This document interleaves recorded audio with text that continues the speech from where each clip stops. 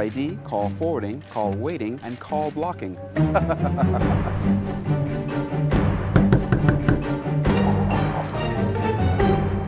I think it's time you cut the blue wire. Cut the blue wire. Save up to $250 on your phone features with RevVoice. Get RevVoice. Save money.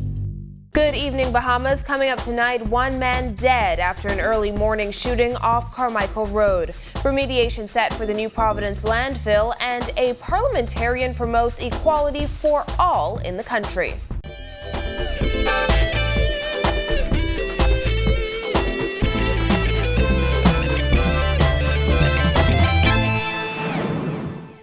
Welcome to our news. I'm Christina McNeil. Thanks for joining us. Topping news tonight, police on New Providence are today investigating the country's latest homicide, which occurred at Bel Dock Avenue off Carmichael Road early this morning. Chief Superintendent of Police Clayton Fernander explains what police met when they arrived on the scene around 3:30 a.m. On arrival, they met a lifeless body of a male appeared to be in his late 20s, early 30s.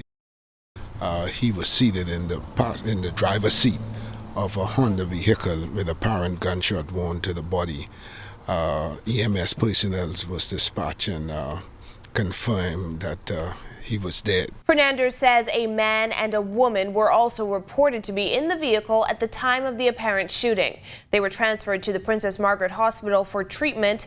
Now, police are appealing to members of the public for any information that may assist in their investigations. We don't know the motive of the shooting at this time. We still have officers on the ground. They're doing some investigation to determine exactly what happened here. But we know that anybody who may have been in the area, passing in this area during this time, I know it's early morning, please come forward to assist the police in trying to bring some closure with respect to this matter. Investigations continue. In other news, Prime Minister Perry Christie says it's still too early to determine the fallout locally and regionally of the Panama Papers. Christie made those remarks at the Oppenheimer & Co. seminar held last evening on sovereign financing in turbulent markets. He notes that the Bahamas, like many other Caribbean jurisdictions, is an economy fueled by tourism and financial services. However, according to a recent report by the Bahamas Department of Statistics, employment in the sector has significantly decreased. This as the global industry has been thrust into the spotlight with the recent publishing of leaked documents through the Panama Papers. The Prime Minister maintains that the Bahamas has one of the most stringently regulated banking systems in the world, adhering to international best practices. Well, remediation and deconstruction efforts at the New Providence landfill are being finalized, according to Environment Minister Kenred Dorsett, who says more details should be revealed in the coming weeks. Dorsett says his ministry recently met with the Bahamas Chamber of Commerce and Employers Confederation, seeking solutions to constant fires at the New Providence landfill. This as Renew Bahamas has stepped up security at the landfill site. Renew has increased the level of security at the site to ensure that if in fact arson is suspected and there was human intervention, that we should minimize anyone's ability to enter into the site with the increased security that they've put in place. A major part of remediation, he says, is educating members of the public on recycling. We need to advance the 3 R's as a part of our culture. That is reduce, reuse, and recycle. And even when you talk about your long-term solutions for the landfill, which may involve energy, every single country throughout the world recognizes that recycling is a key component for remediation. As for the landfill protest scheduled for tomorrow, as the meeting of the Inter-American Development Bank wraps up, Dorsett says he isn't concerned about it. Once it's done in accordance with the law, I think that they are exercising their democratic right, and that should be respected. But once again, for those who are interested in being a part of the solution, I welcome you and invite you to actually speak with my ministry and those who are engaged actively in the process of reform. The IDB's Bahamas representative recently noted there is room for improvement when it comes to solid waste management in the country. In other news, the date for the referendum on gender equality in the country has yet to be officially announced. However, government officials have hinted that it would be held before the end of July. Well, a key female parliamentarian gave her views at a business meeting held on Grand Bahama as to why there is a need for equality across the board. Pakisha Parker-Edgecombe reports. A cross-section of the business community gathered for the monthly meeting of the Grand Bahama Chamber of Commerce, where F&M Member of Parliament for Long Island, Loretta Butler Turner, delivered the keynote address. Speaking to the issue of gender equality in the country, Butler Turner noted that the playing field must be leveled for women and that the time is now to do so. Ideally, equality in our country is incomplete.